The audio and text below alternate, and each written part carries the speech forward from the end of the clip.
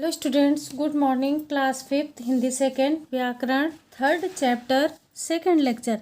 बेटा आपने व्यक्तिवाचक संज्ञा और जातिवाचक संज्ञा के बारे में पिछले लेक्चर में पढ़ा। अब चलिए भाववाचक संज्ञा के बारे में बताती हूँ। भाववाचक संज्ञा क्या होती है? तो किसी प्राणी या वस्तु के गुण दोष स्वभाव का बोध कराने वाले शब्द जो होते हैं बेटा वो भाववाचक संज्ञा कहलाते हैं। जो हमारे मन के भाव होते हैं, जैसे इसमें देखिए, ईमानदारी से पढ़ा कीजिए, इसके लिए मेहनती बनिए, किताबों से मित्रता कीजिए, सच्चाई की राह पर चलिए। ये सब क्या है? ये हमारे भाव हैं। ये बातें अपनाओगे तो अपने माता पिता और गुरुजनों को खुशी मिलेगी। खुशी क्या है? ये हमारे भाव हैं। तो ये ईमानदारी, मेहनती, सच्चाई और खुशी शब्द भावों को प्रकट कर रहे हैं। तो इससे हम ये सब चीज़ें हम अपने मन में बेटा महसूस कर सकते हैं। तो ये सारे भाववाचक संज्ञा के अंतर्गत आ जाते हैं। क्या? जैसे अब ये है, ये हम देख भी सकते हैं। जैसे क्या तुम इन्हें देख सकते हो? हाँ, ईमानदारी, मेहनती, मित्रता, सच्चाई को व्यवहार और आदतों में और खुशी को चेहरे पर, इसमें बताया गया है। जैसे अभी आपने बेटा पढ़ा, मन के भावों को प्रकट करने वाले संज्ञा शब्द भाववाचक संज्ञा कहलाते हैं। अब भाववाचक संज्ञा आप लोगों की समझ में आ गया होगा कि भाववाचक संज्ञा क्या होती है। जैसे ईमानदारी एक श्रेष्ठ गुण है, तो ईमानदारी क्या है? ये अभी मैंने आपको बताया था, ये हमारा भाव है।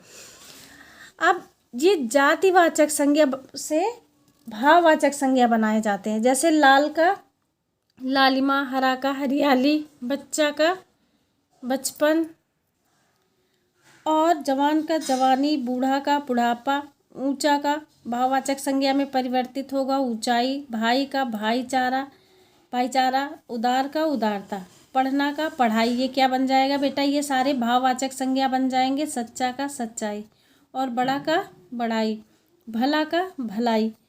अब ठंडा का ठंडक, गहरा का गहराई, खेलना का खेल और पराया का परायापन, अकेला का अकेलापन, इसमें पन जोड़ देंगे, हंसना का हंसी, मित्र का मित्रता, यहाँ पे ता जुड़े हुए हैं इसमें तीनों में। तो सुंदर का सुंदरता, एक का एकता, ठीक है। ईमानदार का ईमानदारी, खुश का खुशी और स्वतंत्र का स्वतंत्रता। ये आपका भाववाचक संज्ञा के अंतर्गत आ गया। अब बेटा आपका ये लेक्चर फिनिश हो गया। आप लोग अपना होमवर्क नोट कीजिए। होमवर्क में इससे छांटकर ये संज्ञा के भेदों की सारणी लिखी हुई है, इससे छांटकर इसमें हमें फिल करना है। तो इसमें व्यक्तिवाचक अलग और जातिवाचक और द्रव्यवाचक, समूहवाचक, भाववाचक, सब ये अलग अलग सारणी बनानी है हमें।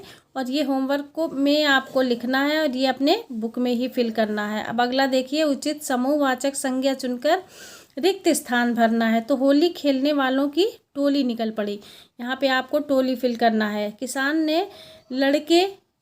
किसान के लड़के लकड़ियों का गट्ठर ले आए। नाटक मंडली के सभी कलाकार अच्छे थे, यहाँ नाटक मंडली फिल कीजिए, इसमें गट्ठर और इसमें टोली। मेरे घर की चाबियों का गुच्छा कहाँ है? यहाँ गुच्छा फिल कीजिए बेटा।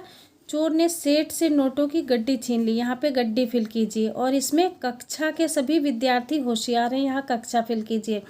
अब आपका ये लेक्चर फिनिश हुआ। होमवर्क में ये आपको बुक में ही फिल करना है। अगला लेक्चर कल पढ़िएगा। Thank you class.